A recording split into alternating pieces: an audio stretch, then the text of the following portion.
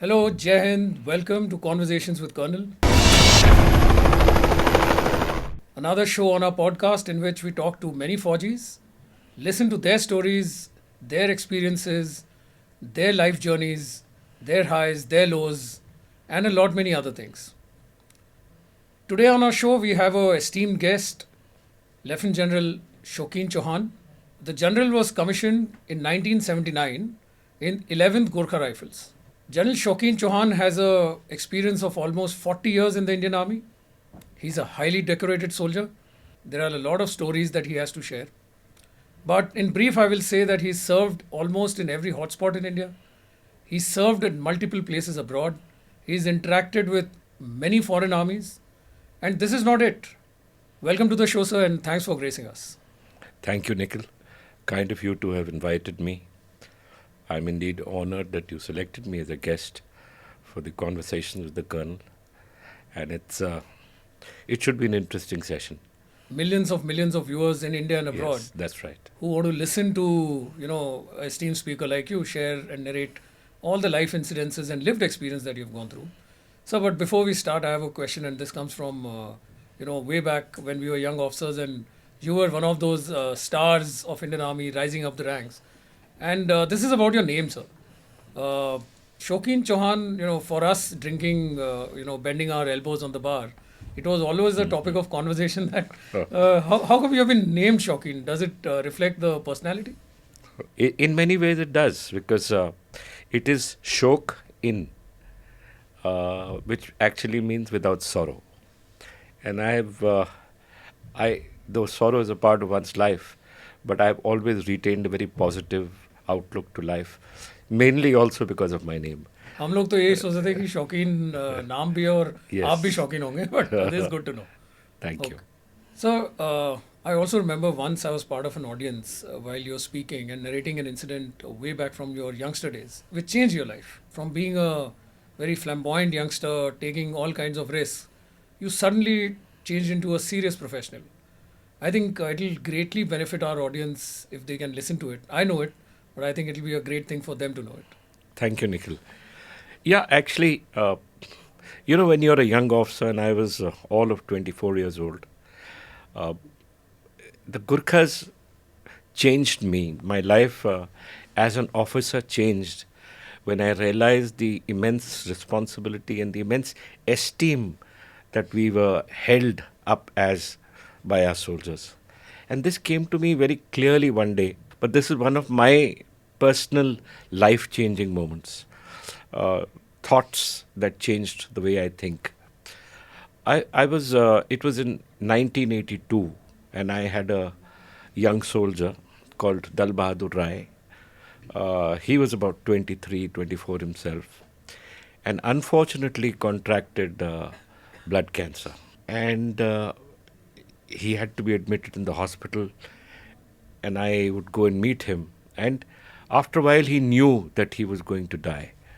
So one day he tells me, he says, Saab, could you do me a favor? I said, yes, of course, Dale. Tell me, how can I help you? And he said, Saab, please go home and meet my mother. Please give her the money that my insurance. And at that time in 1982, he was authorized about 875,000 rupees. And he said, don't allow my elder brother to use that money because he is an alcoholic and he'll waste it away. I am not married, and he has a son called Vasudev. And he says, Vasudev is smart. He deserves to study. Please tell my mother to utilize this for Vasudev's education. And I promised him, Nikhil, that I would go across to his home in a small district in Nepal, in eastern Nepal, called Bhojpur. And I'd give that money to her, and I'll tell her, these were your thoughts and these were your desires. Young officers from Gurkha battalions go on our leave, annual leave, to trek in the recruitment areas of our soldiers. This helps us gain knowledge about the way they live. It helps us improve our Nepali and our interaction with them, as well as gives us a wonderful insight into their lives and what makes them Gurkha soldiers. And that's what brings us closer to them. And in 1983 December, I was allowed by the Indian Army to go to Nepal. And I had another young soldier with me to help me along the way. There is no road that really leads to Bhojpur. And you had to go by bus to a small town called Dhankuta in eastern Nepal, from where you walk about 8 to 9 hours and reach the Arun River, which is a very fast flowing, huge river, and important 6 to 7 hours away. And when we reached that place, it was already 6 in the evening, and very late as far as Nepal was concerned. It was dark. It was the month of December. It was extremely cold. And when we reached the edge point, we realized that the boatmen had already left. So finding no way by which we could cross the river at night, I told my soldier, I said, why don't we find a place to stay close by so that we can take this boat and go in the morning. So he did. He came back after 15, 20 minutes, and he said, a kilometer from here, there's a single house. There's a woman with a small baby. She has only one room. It's a thatched house, but there's a cowshed, and she's willing to allow us to stay in the cowshed. So I said, fine. There was no other option. It was extremely cold, and we had our sleeping bag. So we walked to that lady's house, and we slept in the cowshed. And when we woke up the next morning, I found this young girl. She was maybe about 19, 20, with this baby. She was making a small garland of flowers. It struck me as extremely strange because young women don't allow people inside their houses. True.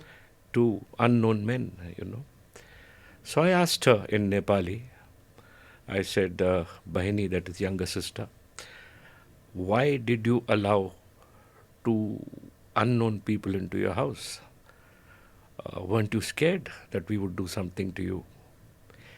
And she said, Daju, his elder brother, she said, Daju, when I was told by your soldier that an officer from the Indian Army was coming to my house, I felt that God had come to my house. And gods don't do wrong things. And it struck me, Nikhil, that every time, and you're from the army yourself, every time you lead your men into battle, in counterinsurgency, counter-terrorism, you're actually leading them where someone can die. You almost have the power. You have the power because that's how you deploy people. That's how you move people. And they trust you with their lives. And here was this soldier whose wife trusted us with her lives. So that's the way, and that struck me, Nikhil, to say that if you're going to be an officer in our army, you've got to be the best officer you can. Because you have the power of their lives in your hands. And your competence or incompetence can lead to the death of many innocent lives. So we crossed over the next morning, and this particular incident kept haunting me. And as we walked further, Bhojpur and the village where they were from, Hatua was the village, was about 8 hours from the point at which the boatmen left us. And by the time I reached Dale's house was very much like this lady's house. Only thing was, instead of one hut, there were 3 huts. But otherwise, a thatched roof, a small place, one kitchen, one place where the family stays. Very humble. Very, very humble people. Every day, they're on top of a hill to go down to get water for their existence. They walk down 6 hours. Pick up water, walk up 6 hours. There is that inherent strength in these people that gives them the ability to fight the way they fight, to have gained the kind of reputation as fighters, fearless fighters. You have to be a Gurkha, as Field Marshal Manekshaw said. So when I went out to this old lady's house and I told her that Dale had died and she didn't do anything other than say, I've lost a son, but I've gained a son in you. Thank you for coming to my house. Very powerful. And, you know, these changes, these life changes, that this is my soldier's family. This is where he came from, and this is what his mother is. And this is how, they look after you. They give you everything. That younger boy, Basudev, I met him. He was actually a very smart young boy. He was all of 8 years old. It is these boys' belief in you and their parents' belief in you that you will bring them back alive. And that is what made me think and made me sort of ensure that whatever I do from now on, I must do it to become a good, competent officer. So that with that competence, if I'm leading them into battle, I must bring them back alive and gain victory for my country. Amazing. So I have really no expression to say this. I just remember that when I heard this for the first time, I was a major, I think, and it touched my heart then. And I'm sure as of now, listening to it is actually touching the hearts of millions of people who will be listening to you speak here. As part of your conversation, sir, you mentioned Field Marshal Manek Shah, and I could see the passion you still have in you about being a Gurkha soldier. Field Marshal has done his bit in, making the Gurkhas famous. So has Vicky Kaushal and gang in a recent movie. Gurkha regiments, Gurkha battalions, they are numbered in a certain way. They are structured in a certain way. Humorously pulling each other's legs. In the army, we used to always make fun of our own postmates. And we used to say, yeah, you are 1/3 Gurkha and the other guy is 2/4 Gurkha. But I think our audience would really love to know that how is this Gurkha regiment structured? I have known Gurkhas all my life, so I always knew what first 4 GR and third GR was. But let me sort of try and put it in context.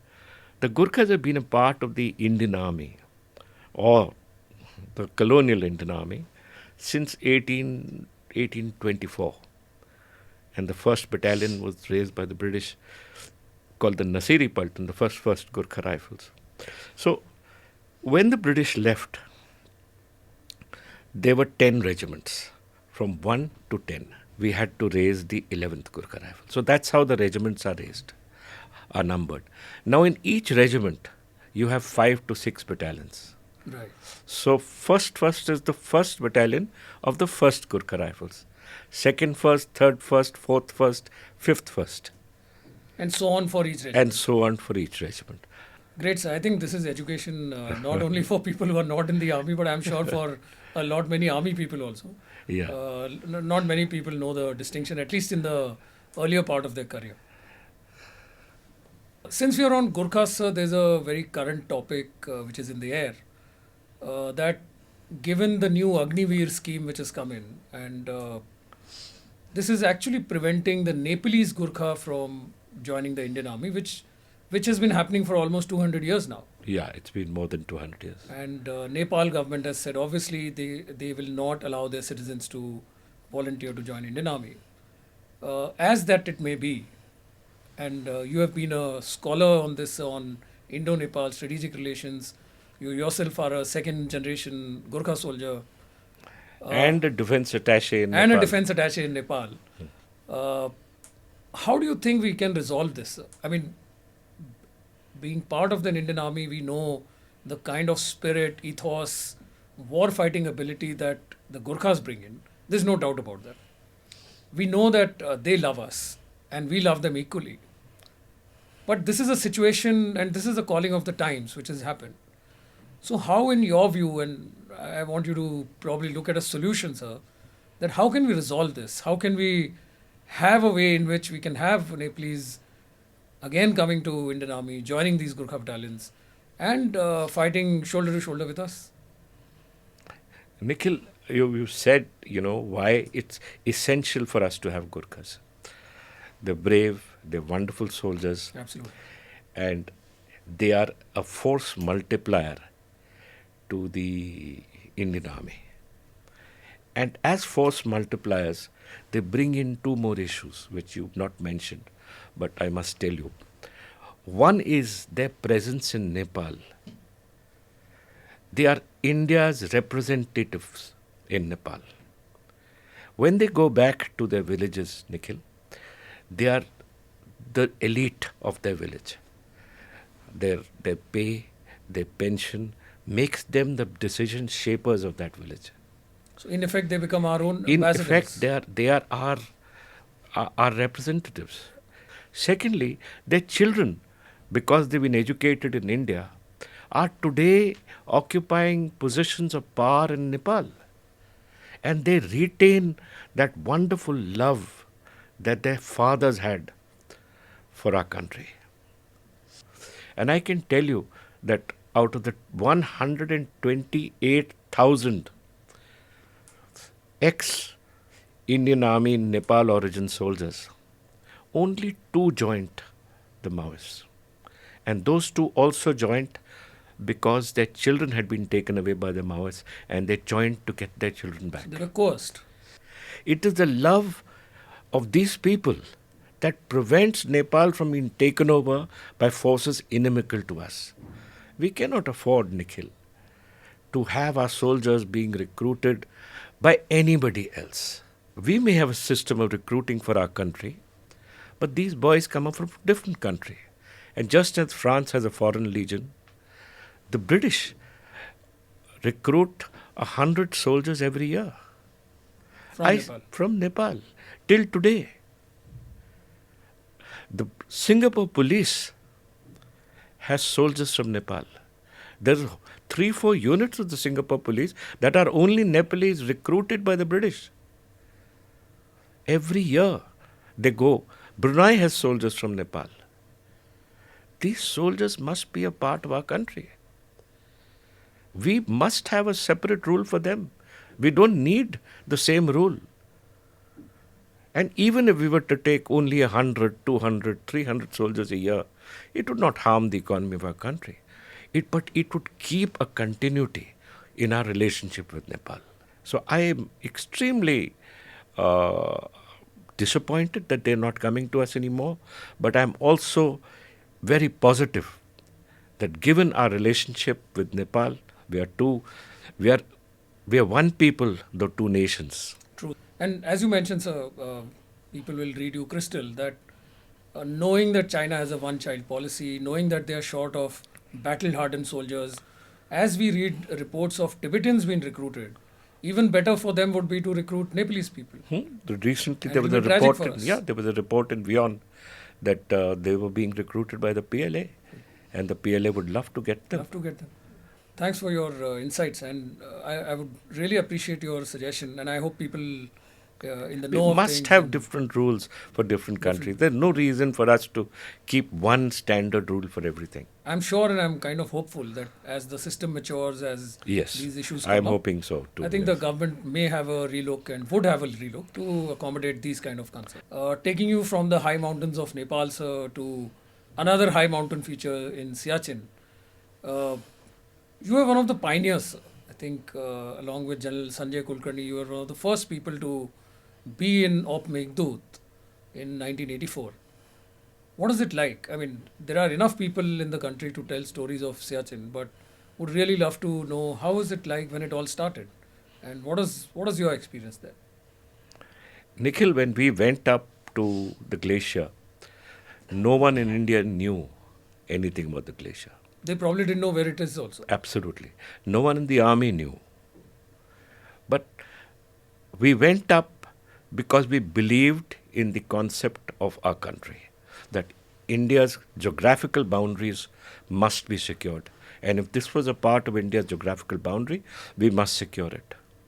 We were unprepared because it was a top secret operation.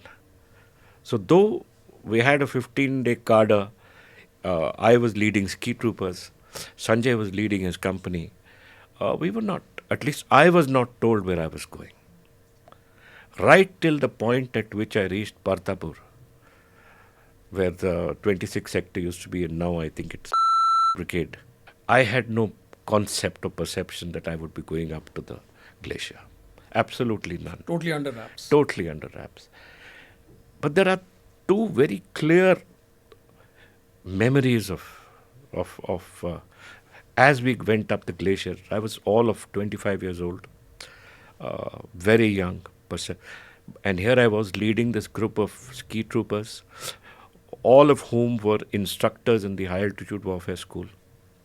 I had been inducted just after 19 Kumau had lost almost 20 men in an avalanche. And that's the time when people realized that they needed specialized troops to operate there. So while my soldiers were specialized, I was not. I had with me Narbu, who was an Everest summiter. I had with me immense wealth of experience. But that wealth of experience meant nothing if I could not lead them. So while Narbu handheld me, he also left decisions to me. I remember at one particular time we'd been walking 6, 7 hours without an idea about how to get to the base camp of Belafond La Paz. And I sat down and Narbu said, बैठना नहीं साहब, glacier का लैसिट्यूड होता है, वो आपका heat ले लेगा, आप इधर मर जाएगा. So it was the experience of these wonderful soldiers that we have that actually led us to become force multipliers for our country and to hold the glacier during the initial times. When we went, there was no food, we had only tents. We went in normal winter clothing, high altitude winter clothing that we used to use for the rest of our high altitude areas.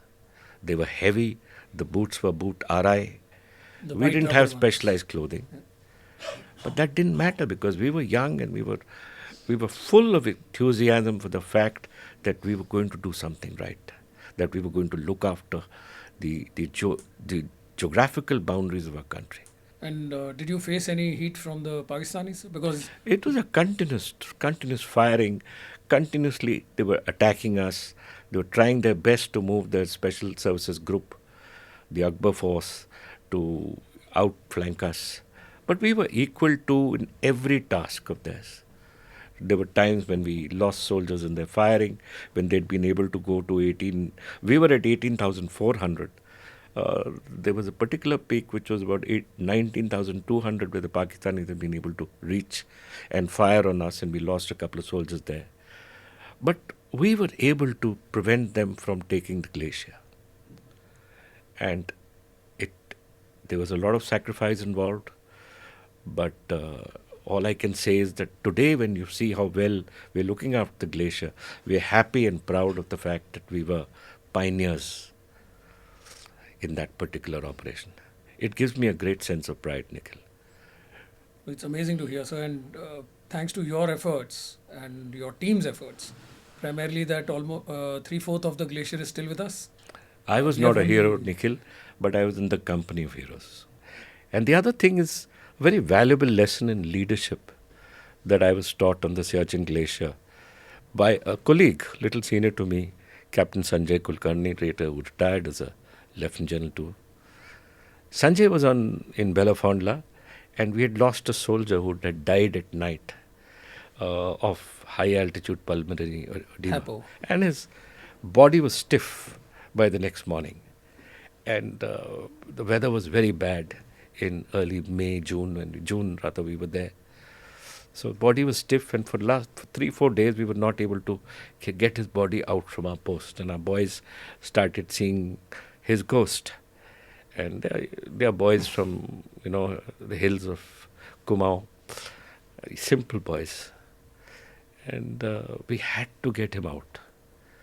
So luckily the weather broke on the 6th day, and the helicopter came to pick him up, and we put his body inside, but unfortunately, because it was so stiff, the door wouldn't close. So, as you're aware, on the glacier, when the helicopter comes, he doesn't switch off his engines. Correct. He continues, barely 30 seconds, 40 seconds, Absolutely. he wants to take off. So, the door wouldn't close, so the pilot told us, take his body out. And at that time, Sanjay walked to the helicopter, looked at his soldier, and broke his neck, folded the body, and said, take off now. It's an amazing lesson in this power of leadership, that you can take a decision to do this at that time for the good of your soldiers. It's just, these are lessons of amazing leadership, Nikhil. True. And I'm so glad that Sanjay, a senior colleague of mine, rose to again the highest ranks that we could rise. And he's an amazing person. And a person of, again, great inspiration to me. So you've been on both sides of the fence. So you've been a cadet Yes. and you've been an instructor. So someone who's aspirant of joining NDA, or for that matter the army itself, or who's someone who's just joined, and the term would be starting or would have just started in Indian Army right now. What would be your 2 cent advice, that what should they do or what should they not do? Nikhil, let me tell you what they should do. They should not give up. It's a difficult life. You start, it's a very physical life. It's also very mental. You have to do your graduation. You have to study. Yeah. But you have to pass physical tests. You have to pass drill tests. You have to pass riding tests. You have to pass mechanical drawing. You have to be a B.Tech. So you have to do your swimming tests. You have to jump off that 10-meter 10 meter board. There are just so many things that you have to do, which if you think about it, you overthink and maybe not do it. So my advice would be, don't give up. One, don't overthink. Just do the day. Do the day. You'd been trained to deal with difficulty. You'd been trained to deal when your entire physical energy had been Sapped taken out. away. You could still move because you'd been trained in that first term to keep running, keep moving. I'm going to take this slogan, and hopefully to the people who are listening, we'll make this slogan famous. Do the day.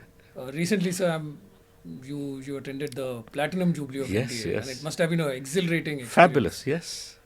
But there's some change there, sir, now. Now there are lady cadets there, which is a welcome change, and it's I think we are moving in the right direction as an organization. But what is your impression of that? How have they been able to assimilate themselves, and how has the organization taken it? Look at it from 2 points. One is, how did the organization made a separate squadron for them. True. It created infrastructure meant for females, as only the army can. The infrastructure is clean, it works. The system looks after and makes sure that they don't feel the lack of female infrastructure. They ensure Whether privacy. it is bathroom, privacy, everything is absolutely good enough for them. They've given them lady instructors, they've given them lady officers to deal to, so that they can physically push them and not male officers. So that part is the academy's work ethic that create the best infrastructure, which they've done, Nikhil. It is the same infrastructure that is there for us is for them. How are they coping?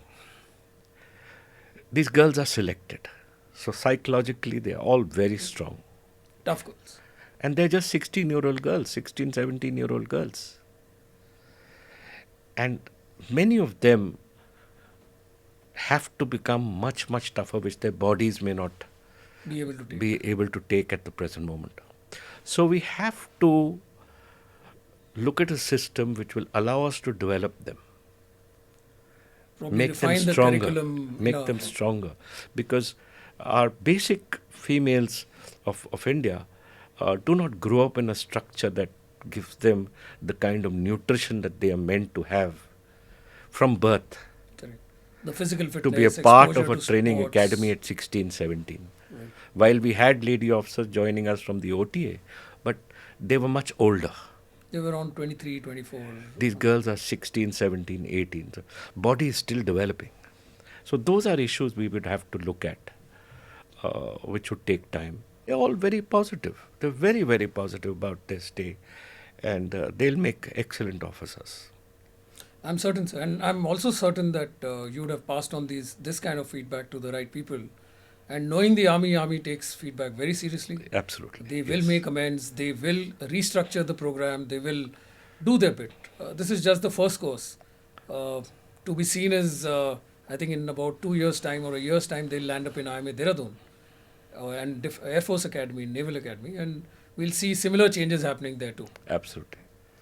In fact, I got this experience because I was as the Director General of Assam Rifles, I had inducted female soldiers into the Assam Rifles. Way ahead of time. So because Indian Yes. Army has inducted female Only now, soldiers very whereas I recently. did it in 2017. So we created the infrastructure, we had to rehash certain physical standards. So I'm aware, as part of your service, you've been a company commander in counter-insurgency, counter-terrorist operations. Thereafter, you've been a battalion commander in similar challenges, and also as a brigade commander, you have served in counter-insurgency. What is your take on it? I mean, it was there in the northeast. You've been in the J&K. How has that changed? How has military changed its tactics? And do you see an end to it? That's a lot of questions, Nikhil.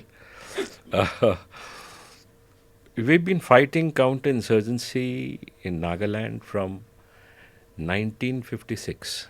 So, It's now 2024. It hasn't ended. To keep two things in your mind. One is never forget you're a human being. Two is never forget you're a soldier. And these two things have always sort of shaped the way I approached my counter-insurgency battles. Counter-insurgency or counter-terrorism eventually is fighting the people. The people are the center of gravity correct. of any counter-insurgency or counter-terrorism battle. In Kashmir, we had Pakistani terrorists who were infiltrating in, but living in villages with the local populace. So obviously, there was some kind of sympathy there. I was in Kashmir when it started, 1990, 89, 90. 91. We could see and we could sense how the population had been totally indoctrinated by Pakistan. The words of Azadi, the liberated areas. Anantnag was a liberated area. Verinag was supposed to be liberated. There was a India Today article on how these liberated areas existed here. And how the Indian Army then inducted its forces, including 8th Mountain Division, to deal with this terrorism battle that at one time seemed to engulf us. And three instances or incidents that I will narrate to you complement this thought process. And in all three situations, it is my soldiers who taught me how important it was do the right thing. I was a young company commander in a place called in the Ukhrul district of Manipur. I was in a post called Lower Laishin. And I had got information that the NSCN would be sending a patrol at around between 6 and 8 o'clock in the evening. And as you know, it's the northeast, 6 and 8 o'clock in the evening is dark. Completely. Sunsets around 4. It was the month of November, extremely cold again. And when I sent out my patrol, I heard a shot at about 6:30, a single shot. And after about 25-30 minutes, my JCO was running, he was sweating. He said, "Saab, we've killed a man. He had a gun and we shot him." So I said, okay. But when we went there to the spot and we saw the body, it didn't look like an insurgent. And in 1988, 89, we could well have just buried the body. But I said, no, we're going to report it because we've done something wrong. And we've shot an innocent man.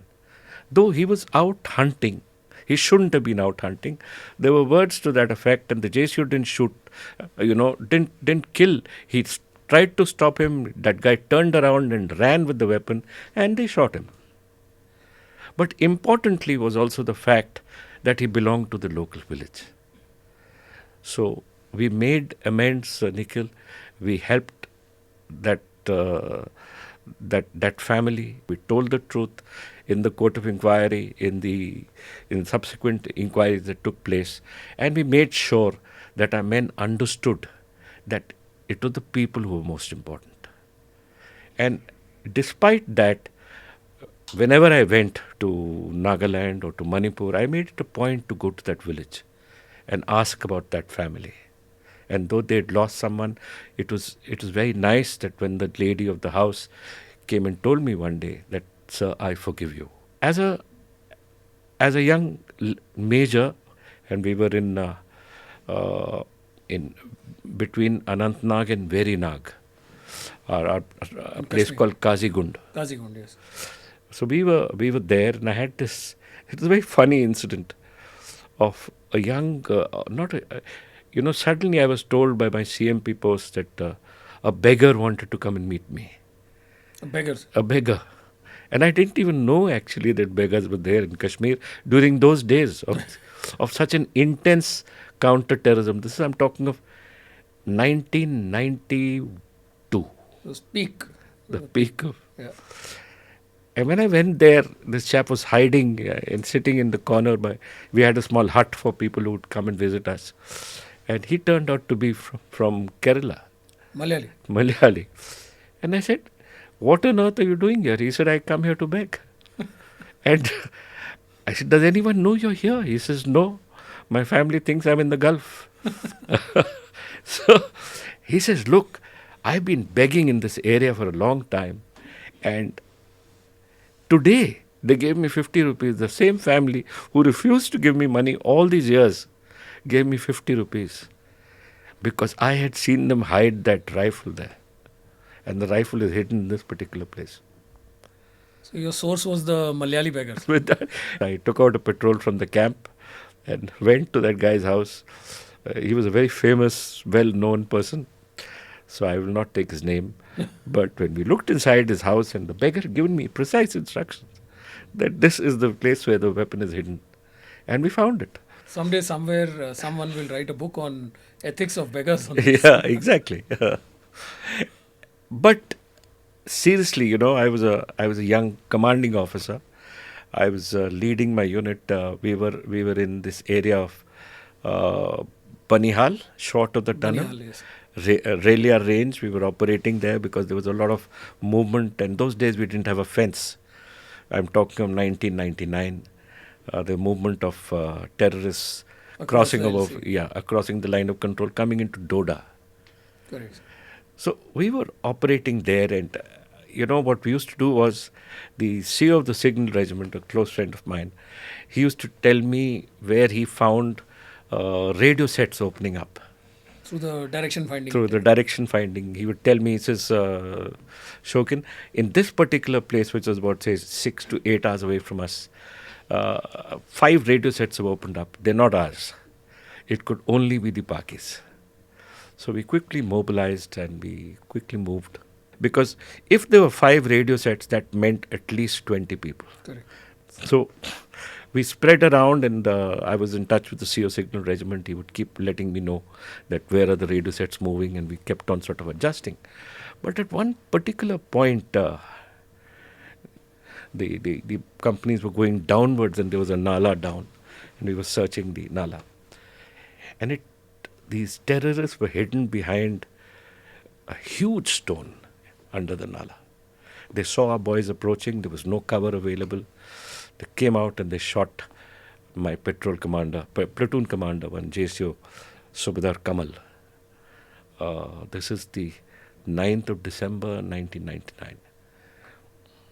So Kamal was shot in the head, shot in the chest. He fell down. There was a Havaldar. He charged, and he too was shot.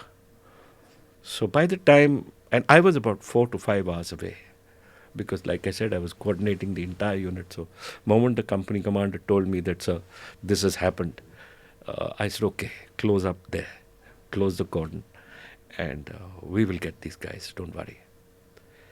And when I reached, a third JSU had tried to crawl there. To get the terrorists. To kill the terrorist, Subdat TV Rai. and he too had been shot. We were not able to recover their bodies because there's firing going along. But we enclosed this group from here, and we made sure that we closed Escape routes. the cordon. And when I reached, I told the company commanders, look, don't worry, we'll get them. And the thing was that my troops were angry. And angry soldiers have a lot of emotion. True. And then they tend to hit out at other people, maybe innocent people. There was a village less than a kilometer away. And I didn't want these soldiers to go and hit the village, though the villagers would have known that these Pakistanis were there. I didn't want that to happen. So we were able to close the cordon. We kept the cordon through the night. We kept the cordon the next day. And slowly by slowly we tightened it. And then we made sure that we killed those terrorists. But after killing the terrorists, I was feeling very bad about it, because I said, we've lost 2 JSUs and 1 Havaldar. And though we had 2 terrorist bodies, I was feeling that maybe I lacked the leadership or the thought process to have led. Self-doubt creeping in. So after we killed these terrorists, I sat down with my men. And I said, I still remember, it's so clear, Nikhil. I said, look, I'm sorry that I've been pushing you. So after I said I was sorry, and I said we must understand why we lost these men, and let us go over this whole story and find out what were we lacking. A young soldier stood up. And like I said, just at that defining moment with that young girl that I narrated earlier in Nepal, who told me that you were a god, this young soldier came up to me and said, Saab, can I say something? I said, yes, yes. He told me in Nepali. He says, you're my commanding officer. We want you to be the best you can be, because based on you lies our future. Whether we will live or whether we will die, or whether a unit goes with victory or defeat, lies on your shoulders. He says, you can't have this doubt. He says, we know when we came into and joined the army that some of us will live and some of us will die. But you can't have this doubt. He says, because if you show this doubt, or you show fear, or you show something, a confusion, you can imagine what it means to us. And that fog lifted, Nikhil, and I swore to myself, as a colonel, that I will not let these men down. The lessons they taught me, I must have the courage to accept where I've gone wrong and to change it in the course of battle. The ability to listen to your subordinates. Absolutely. And the army, utilized this experience of mine and brought me back as a brigade commander In the same place. in Shopia, Even more tougher place. which was a very, very difficult time. I was the brigade commander in Shopia in 2007-8. It left in early 2009. We have heard horror stories from... Absolutely. In Shopia, Pulwama, Kulgam, these were difficult areas. But those lessons of command remained within me. About the only successful mosque operation in South Kashmir, Sir. where we had 3 terrorists of the Hizbut Mujahideen. We had 5 hostages, including a soldier of our own. Hostages taken by these terrorists? By them. Inside a mosque? Inside the mosque. And it took us 53 hours. But I closed the operation, Nikhil. All 5 hostages came out alive. All 3 terrorists were killed. And there was no damage to the mosque. It's a great story, sir. And I remember just a few minutes before you had mentioned that after all, we are doing people-centric operations. Absolutely. People are the center of gravity. Absolutely. They are the center of gravity of any counterinsurgency, any counter-terrorism battle. We cannot afford to alienate our own people. Absolutely. And there was another incident of, we came to know that there is a Pakistani terrorist hidden in a house. So we surrounded the house. But we weren't sure. And if you're not sure, then you can't possibly carry out an operation inside the house. House And entry is the most house entry riskiest was thing. difficult. I said, there'll be no house entry. We will only do it if we have patience. And like I'd taken 53 hours for the last operation, I said, I can take 53 hours now. It was And winter again. time is with us. Absolutely. It was winter again. And as I was closing up the house and we were checking from everywhere, and we were waiting for some fire to come out and something to push the terrorists in. A woman in a burqa came out to me and she wanted to talk to the commander, and I was the commander, so I was standing on one side. And also the fact that she spoke in English. Okay. And so I told my buddy, who was my bodyguard also, I said, let her come, I will let her speak. But I said, videotape this. So it was 2009, we had a small videotape recorder with us. And I asked her, I said, what has happened? She spoke in perfect English. She says, that is my house. There is a Pakistani terrorist hidden under the stairs. Burn this house down. I will never want to go inside again. She must have suffered. She said, burn this house down. But I was still careful. We kept on. She said, what are you waiting for? Burn it down. I'm telling you there's somebody inside. But I took my time. We identified the terrorist. We got to know he's there. We forced him to fire. And then we closed the cordon and we broke the house down. Then you got him. And we found his dead body.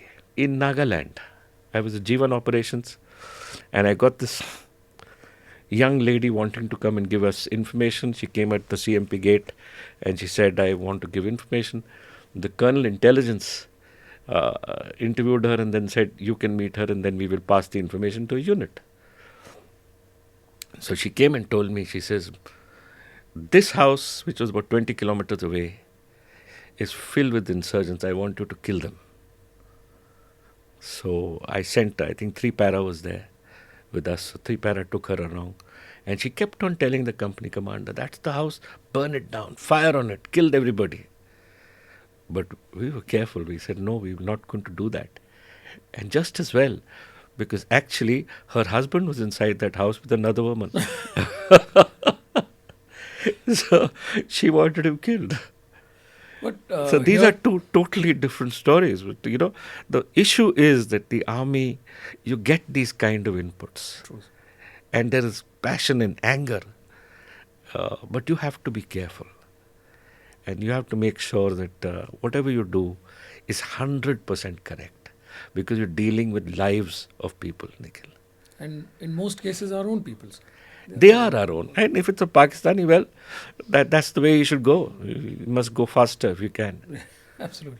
Here, I would also like to make a point about military operations that sometimes go wrong. Sometimes innocents get killed. There is a story around it. There is a media hype around it. But no one knows what was in the background. No one knows the kind of confusion that was created. Nobody knows what was the decision maker's dilemma over there. Did the information that come to him was genuine?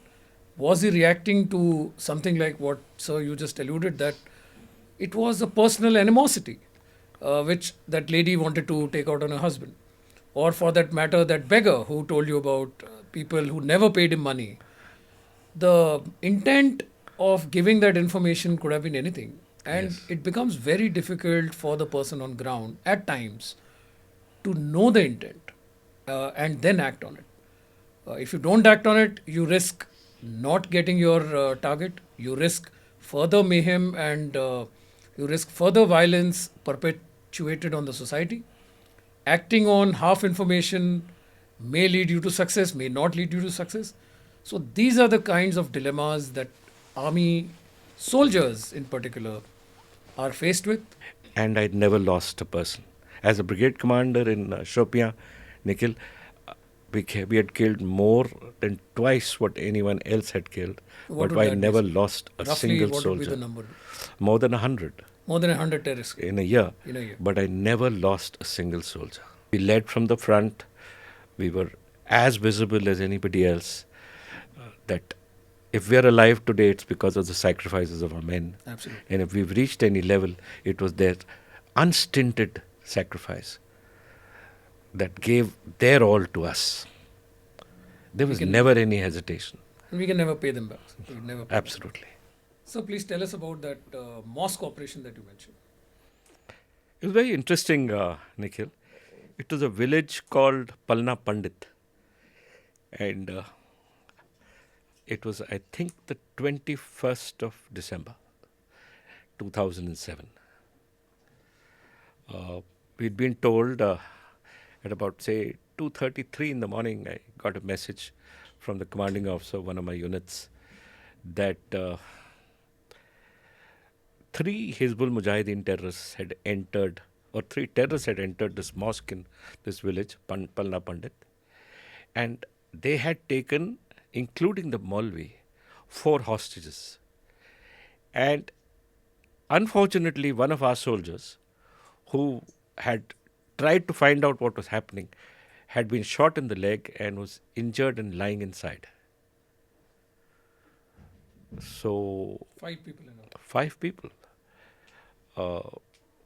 It was a difficult operation. It was a mosque. Should we leave it? Should we allow them to leave? Let's negotiate for the hostages. Let's get them out and let the terrorists leave. But I was determined that I will not let these guys go. So, and I also wanted to get my soldier released. I didn't want him to be killed. We found out that he was hiding in a place, and he felt that the terrorists had not yet seen him. So we sent 2 more villagers into the mosque, and the terrorists took them also. So now there were 7 inside, and there was a bit of a problem because we said, we can't now fire on this mosque. If we fire on the mosque, it will be a problem again. It's a sensitive issue. In the sense, it's a mosque. It's a house of God. So what I did was, Nikhil, I surrounded the house, the mosque. I put loudspeakers outside, and I, with the megaphone, I told the terrorists, I said, release the hostages. There was a Maulvi inside, so we negotiated with the terrorists, and he released the Maulvi and 1 lady who had gone to talk with him. He released those 2. But he kept 4 with him, and the soldier was still hiding. He didn't know that. And over the next 53 hours, It's more than 2 days. 2 nights, we kept the terrorists inside that mosque. We kept them continuously engaged. I didn't let them sleep, because I said if they get rest, then there's a problem. And at the same time, in the first night, I used double concertina coil and totally cut off the mosque from the rest of the village. And double concertina coil was that there is no question of anyone jumping this. So I placed these things at night, put lights. I utilized lights from all over, brought in generators, and put lights all over the mosque. And continued putting those lights on them, continued throwing canisters of tear gas. Throughout the night, we kept on, throwing stones, kept them awake, kept them movement, so that these chaps would react. By the night of the second day, it had happened, as I said, at 2 in the morning. So it was already 53 hours. By the night of the second day, by about 8:30, we could sense a desperation. So slowly by slowly, we got them more agitated. We got them desperate enough to think that they can break. And at that time, what I did was, Nikhil, I switched off the light where I had put the concertina coils. Okay. And I kept the light at only one point where I had an LMG deployed, looking at the opening of that house, of the mosque. From where the door opens, I'd kept the LMG there on a height, and I'd concentrated my lights there. So 1/4 of the house is brightly lit. Brightly lit, and the rest is in 3/4 darkness. completely dark. I had looked thought about this, that we had discussed this with the CEO, that to my mind, the terrorists would run towards darkness because he wanted to hide. Correct. And he thought he had a chance in that darkness to get Get away. away. At the same time, the hostages would run towards the light because they wanted now to be Free. free. At about 9:30 that night, I think it was 24th or 25th of Jan, at 9:30 in the evening, it was terribly cold. December in Kashmir is... Bad cold. We heard shots. We had about 10, 11, AK-47 shots. And suddenly the hostages came out with their hands up like this, came towards the light. And I had told the LMG here that you will not fire. Whatever happens, you will not fire. Even if you see a weapon, you will not fire. So these 4 hostages came out, and our soldier, he was hit in the leg. He crawled out and also came out, which was absolutely... And then we fired about 100 flares. And So you moment we... illuminated that area with... Moment we got the flares and we illuminated these fellows, my LMG opened up. And we found their dead bodies within 5 minutes. All 3 on the concertina coil Trying to get with across. 20 bullets in the chest. So when it finished, my co-commander was General Sabharwal, Mukesh Sabharwal. He was over the moon. He said, this is history. It is the only successful mosque operation ever carried out. So taking on from Valley, now we'll take you to Eastern Ladakh. I think you took your brigade there, and Yes. you had some famous interactions with the Chinese as part of the border personal meeting. Could you share something on that? What's your impression about the Chinese army, sir? The PLA is, they've got fabulous equipment. They've got very good vehicles. They've got good electronics. They're able to reach faster than us. They've got better surveillance systems. But we've got something they don't have. We've got soldiers that are tough, that don't give up. In the border post meeting, and I'm talking of 2009, I think it was the March or April one, I attended that. The senior colonel, who's also brigadier's rank, I was a brigadier those days, he attended the BPM because we had a problem with a patrol of ours which had gone to a place called Chardingla on the Kailash Mountains, which is in our perception, our land. So we had sent our patrol. And in PLA's perception, it was Chinese land. So they were opposing. So we had a BPM meeting there. The senior colonel came. He came with his interpreter and, made a lot of noise. He tried to, try and push you down, to bully you, and to think that he can overwhelm you and dominate you. That seems to be their modus operandi, especially in BPM meetings. So I started laughing at him. And I said, senior colonel, and I said, get your interpreter here, make him sit down here. I said, tell your senior colonel that I'm not the least worried. Because if he tries to do something, I'll shut him up immediately. And tell him that I can shout as loud as he can. And though I'm talking softly now, I can be pretty rowdy.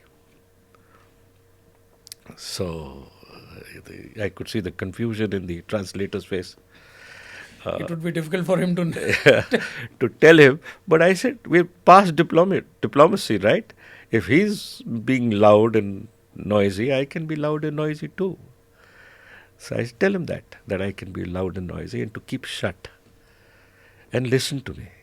And if we have different perceptions of our line of control or our boundary, then those perceptions have to be shaped by our respective countries and not by soldiers who will continue doing their job. Yeah. The other thing the Chinese would do is they would want to exchange watches with you. Watches.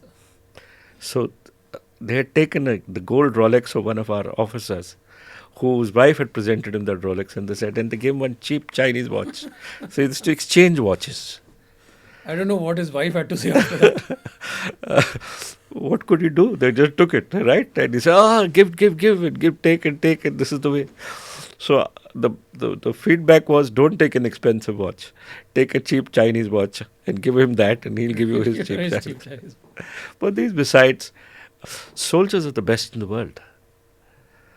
And they don't back down. So no matter who comes anywhere, our soldiers don't back down. And I think that's a wonderful lesson for the country to hear.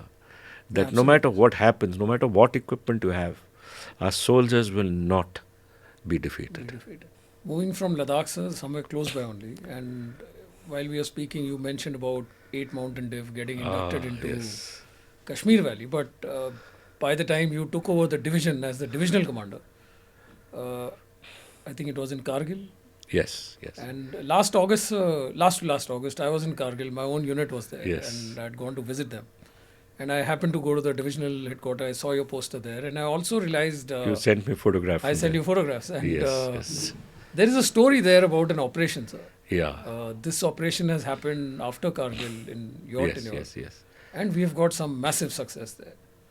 I think this will be kind of story which I don't even know if it is in public knowledge. So Yeah, would you be able to share that? I would like to share it for one reason, that we've always been aggressive, and please don't feel that we're aggressive only now. We're aggressive.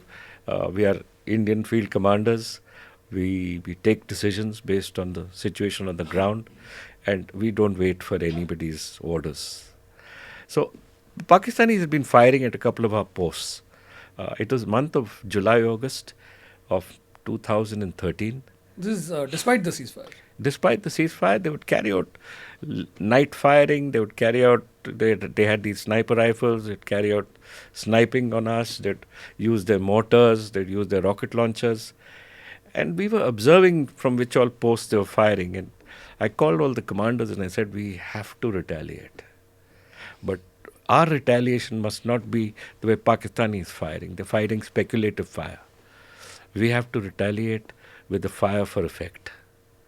So we formulated a plan by which we took 5 or 6 of our posts and made sure that those posts were overlooking one post of theirs. We were overlooking them, and I said, let them fire from anywhere. I will fire on this post. And we waited for their fire to end. And we had planned a concentrated fire assault on that one post for 15 to 20 minutes, where we used mortars, we used rocket launchers, we used MMGs, we used everything short of artillery, all our weapons. And we absolutely destroyed that post. And it must have been very effective because there were more than 8 to 10 people killed. Our ambassador or our high commissioner in Pakistan was called by the Pakistanis the next day to ask why India had started this firing. And it had gone up all over. But the fact was that after that, Pakistan did not fire on us. The moral ascendancy must be met. Absolutely. And never should anyone feel that you will back down as a soldier. And after this, what is the morale of our troops? Oh, fabulous, because we didn't lose a single soldier. Because we had hit them, and we'd hit them very, very hard. I've read this, and now to listen to it, Yes. it's amazing. So moving on from the division, and we have gone chronologically from your NDA days, and now you're a divisional commander, and then you took over one corps. Yes. And I must bring to attention of our audience that one corps is the premier strike corps of Indian Army. Sir is one of those rare infantry officers who got to be a strike corps commander. At least then it was a very, very rare occurrence. So, sir, we would really like to know, firstly, what is a strike corps in very brief, as in broad, I would say. And then how was your experience, someone who's been, most of your life infantry soldier, to suddenly be now part of a strike corps? And not only part of it, but leading it. The strike corps is this huge entity. Strike corps is meant for offensive inside Pakistan. So all your offensive plans are based on what you will do 100 kilometers inside Pakistan. You're supposed to go in, you're supposed to have the best equipment possible. My armored division had T-90 tanks, the latest. We had fabulous bridging capabilities. We had everything. We could cope with any kind of terrain, and my strike could go through because we were very well trained. It was a change from small team operations, which I had done as a battalion commander, as a brigade commander. I had done small team operations. As a divisional commander, I was commanding in Kargil, which was basically looking over our line of control. But here it was a totally different story. You were looking at 1,000 kilometers. You're Huge looking at swath. 100 kilometers inside Pakistan. You're looking at breaking Pakistan actually into two again. So I had to retrain my mind to deal with a battle that would at times move 50 kilometers in a day, 60 kilometers in a day. And usually infantry would move 5 kilometers a Five, day. if there was no opposition. No opposition. With opposition, we'd be 700 yards, 800 yards. So to train your mind to look ahead, you had to work very hard again. And the corps commander is the highest tactical field commander. After that is the army commander, who does not control these battles. He's looking at a different frame totally. It was a very great learning. It required a lot of logistics, a lot of logistic planning, a lot of logistic thought, because you had to move divisions from very far away. I had more than 117 trains, more than 2 lakh vehicles moving to bring my formations to our jump-off points. So the kind of learning that you go through when you're handling such large organizations, 70,000, 80,000 men, but more than that, 400 tanks, 400 T-90 tanks. There are countries which don't have armies this size. Absolutely, and here my strike code, everything. I was also given the resources of the Western Air Command, 250 fighter sorties. I myself went up in a Sukhoi 30. That must have been something. Oh, fabulous. So at each point, Nikhil, I've been very lucky to have been given the opportunity to learn and to use that learning to help my country and to help my own professional growth. Now that the perception of threat for India has changed, we are looking more towards northern borders. We are not probably looking at going these 100 kilometers inside Pakistan anymore, at least in the present context. So how do you think similar philosophies or similar operations could be done against China? I mean, eventually, unless we are offensive, we'll just be a punching bag. Nikhil, what has not changed is the threat. The intent at present might be different with Pakistan because they have no money. No money. But if they had money, they have the resources. They have resources. They just have to change their intent. And with the change their intent, then if we have China and Pakistan from two different fronts trying to hit us, then we have to deal with both. True. So while we deal with China in a different manner, Nikhil, they are largely a force or a threat on our northern and eastern borders, which is mountainous, where we or they cannot carry out the kind of destruction that we can carry out on Pakistan. Planes. Yeah. So while we plan to hold China and to destroy any forces that might come into us, we plan to destroy Pakistan to prevent any misadventure. And that is So how our larger- capabilities haven't changed. Our thought processes haven't changed. We are going to look at the same things we looked at earlier. But now we are going to look at a combined threat. We need to. Yes. And we have to build ourselves to cope with this combined strength. I think one of the Pakistani chiefs, if I'm not wrong, General Kayani had mentioned that intent is a function of capability. Absolutely. So And unless we have the capability, absolutely. Our intent is of no consequence. So right now, China is a majority of the PLAs on our borders. That intent can change. So going back, sir, from mountains and strike corps to now your next big tenure of Director General Assam Rifles. And willy-nilly you have again gone back to your old abode of counterinsurgency, albeit at a very high level, at a much more senior level. How was that like? Making an effect or changing situations, it is extremely different. Here I had 7 states where my Assam Rifles was deployed.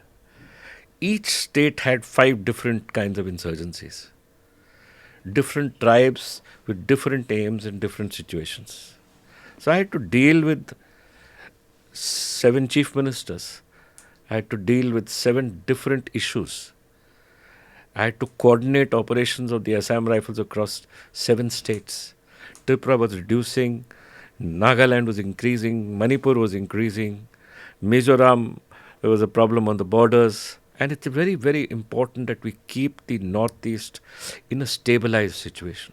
100, 200 people with 100 weapons can create chaos for you. Yeah. But I was able to keep the situation in peace. That was important because India needs peace and security on our northeastern borders so that we can continue with the process of growing and facing China and Pakistan together. We can't be facing more threats. Internal threats. And I think that is how you moved after retirement. You moved from Yes. army yes. to chairman of ceasefire monitoring group. And you were largely responsible for, trying to get these groups to talk to the government, to follow the constitution, align to our thought process. So two things here. So one is how is it different from, few years back you were fighting them and now you're talking peace with them. And second is, what were there any highlights which you can share that, we have seen some recent successes, but something that changed during your tenure? I would like to think a lot of things changed. When I reached Nagaland on, I think it was the 8th of August 2018, I retired on March 31st, and within 2 months the Government of India Home Secretary rang me up. Then the Chief of Army Staff, Bipin Rawat, rang me up and said, Shokin, we need you back in Nagaland, and this is what we wanted to do. The first thing when I reached Nagaland was to meet the insurgent groups. So each insurgent group in Nagaland has their own insurgent ceasefire component in it. So the ceasefire component of each one of these insurgent groups had to come up and meet me, and I was the chairman. Right. So we were looking at 2 things: continuation of the ceasefire, prevention of hostilities, and bringing peace and final lasting peace in Nagaland till today.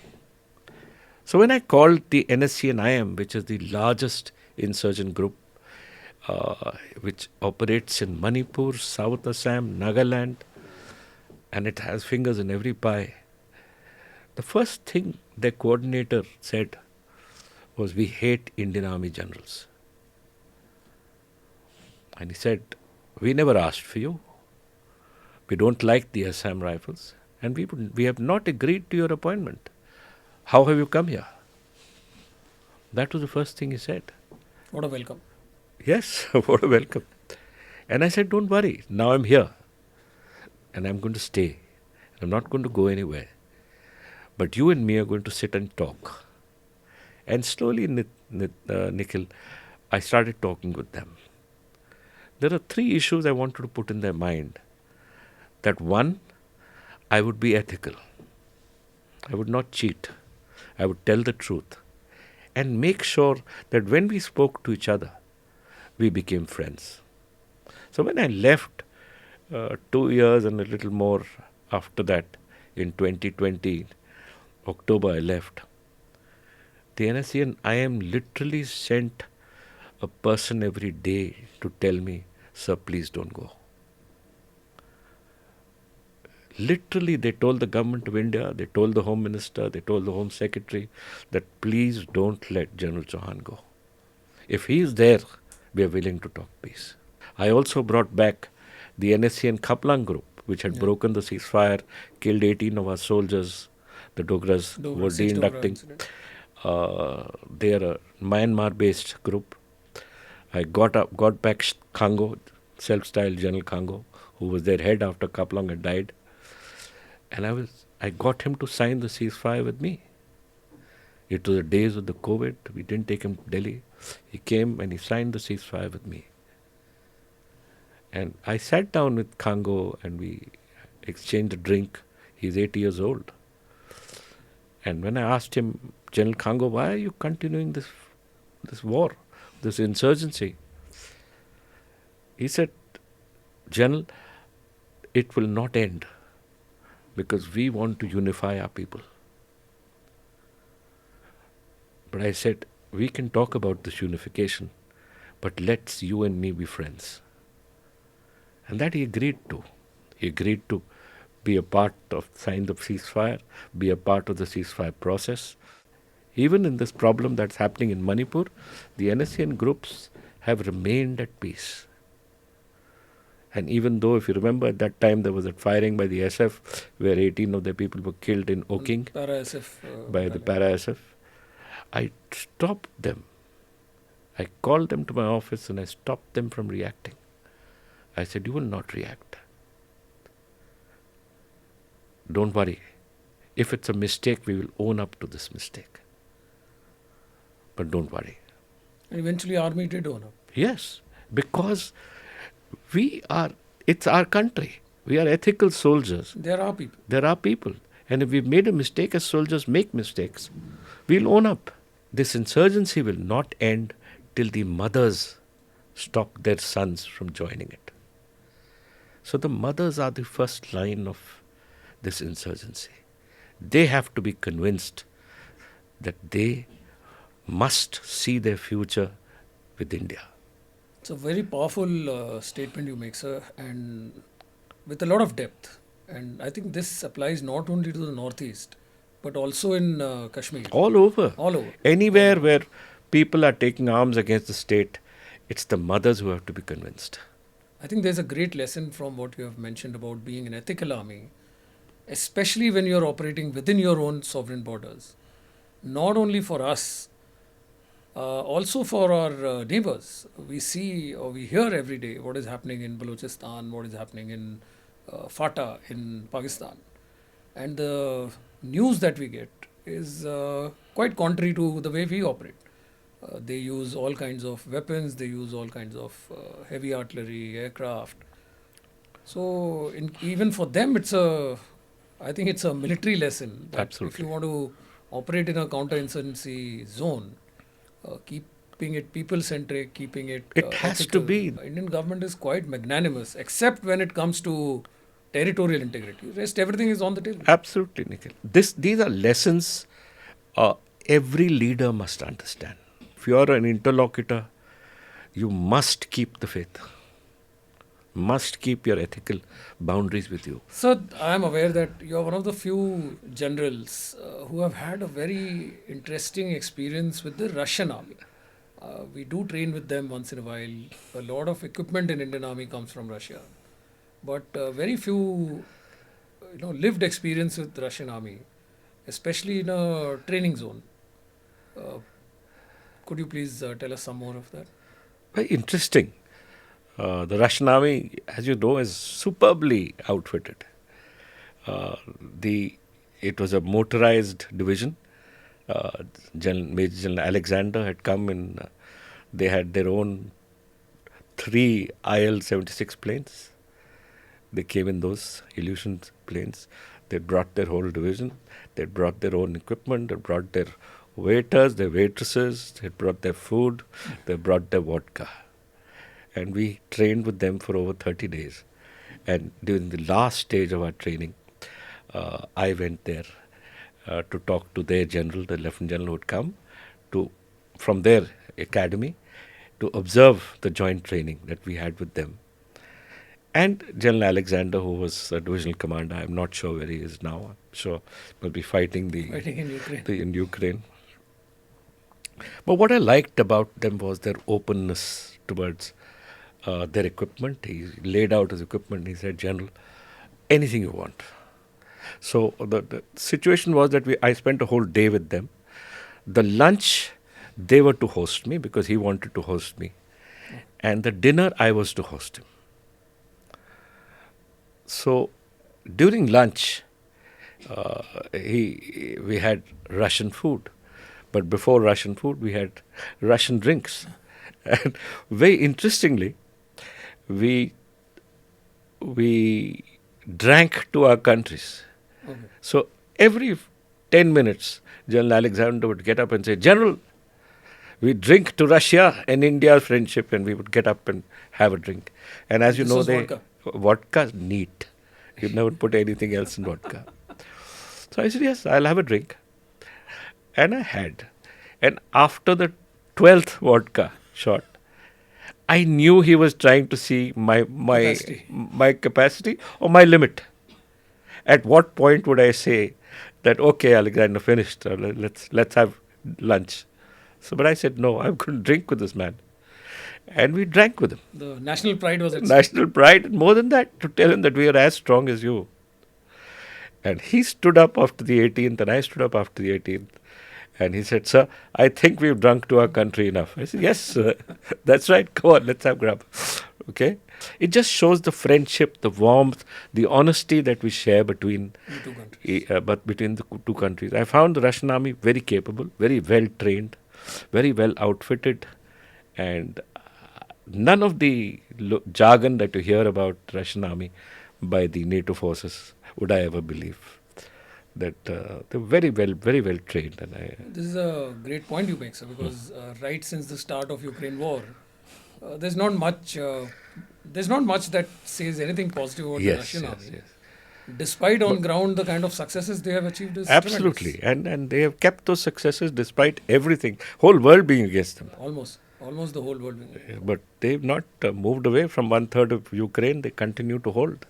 And the way it's going, it seems that they Yes, will continue. yes, yes. But you can observe this very clearly in the culture of the army. We move on now, sir, towards the end of the podcast. I would like to ask you some rapid fire question, and I expect some very easy, candid answers. But before we go to the rapid fire, I'd like to sort of also acknowledge the sacrifices of my men. At Lance Naik Kamal, Subdar Asal, as a CO, they all died. I had Subdar Kamal. I had a lot of my soldiers giving up their lives, fighting for me. So I'd like to acknowledge the sacrifice, acknowledge the fabulous fighting capabilities of 2nd 11 Gurkhas. So now that we are in the rapid fire section, would like your candid responses to this. What would be your happiest moment of your Fauji life? Feeling that you had done your job well was what brought me happiness and professional satisfaction.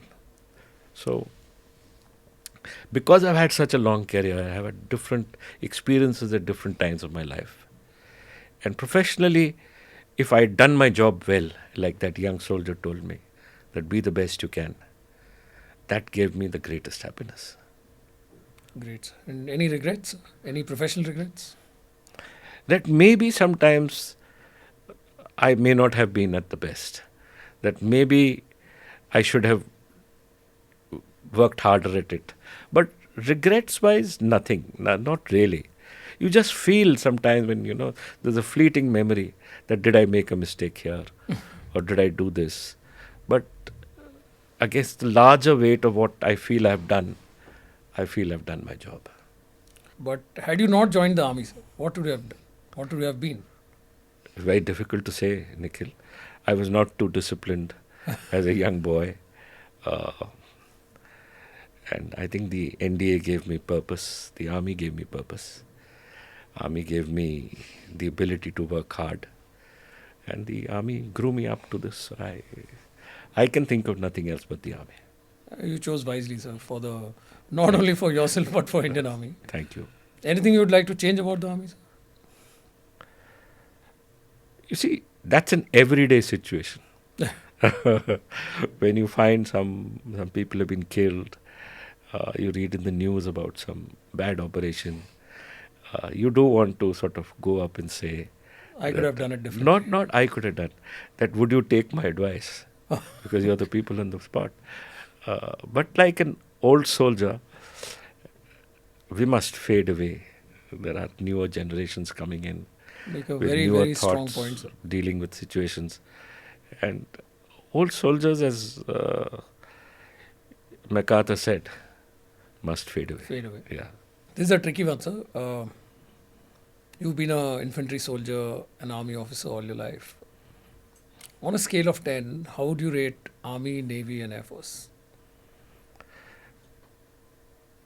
I have had a lot of experience with the army. My soldiers, on a scale of 10, I would rate at 9. Wonderful soldiers. Navy and Air Force, again, like I said, India has not been a rich country. We've never had the best equipment. But despite all that, if we've been able to keep our country's borders safe, our country's waters safe, our country's air safe, it's mainly because of the huge excellence of the Air Force and Navy also. And I've sailed on a naval ship as an instructor in the NDA, almost a 5-day cruise. They're also very, very motivated and very, very, very good at their job. I've flown in a Sukhoi 30 aircraft. The pilot was superb. They're handling very complex equipment, and they do it very well. Anything you remember from your academy days? Any famous dialogue? That is. Oh, we had a young PT instructor who would tell us to go around the wooden tree. Go around the wooden tree. I think the go around the wooden tree still stays. Yes. At least till my time, it was still there. Yeah, so But I'm they sure sent it is us still around the there. wooden tree many times, and it's good fun. So last question, sir. What is that one bit of advice, and I want a light answer to this, sir, to any NDA, IMA, OTA, AFA, Naval Academy cadet, that he should not do? Don't give up. You Ever. put a positive spin to it. Don't give up. On Thank this you. note, what's left of it is to thank you. Thank you Thank for you. joining us. Thank you. I think a lot of life lessons, leadership lessons, and a lot of information which has probably never been heard before. These are not just stories, but they are live moments. Yeah, my life Your moments. life yes, moments. yes. They are lived experiences. Yes. And probably we could have done this for another 4 hours, but we'll need to distill. We have distilled, the amazing stories that you have for us. So thank you once again, sir. Great that you're here. So thank you so much, sir. Thank you. Thanks for being here. Thank you very much. Pleasure was mine. And to my audience, I will say thank you so much for being with us. हमारे साथ जुड़े रहिए, हमारे सुनते रहिए, like share subscribe कीजिए. ये conversations का सिलसिला जारी रहेगा. मिलते हैं फिर एक हफ्ते में. Thank you. जय हिंद, जय भारत.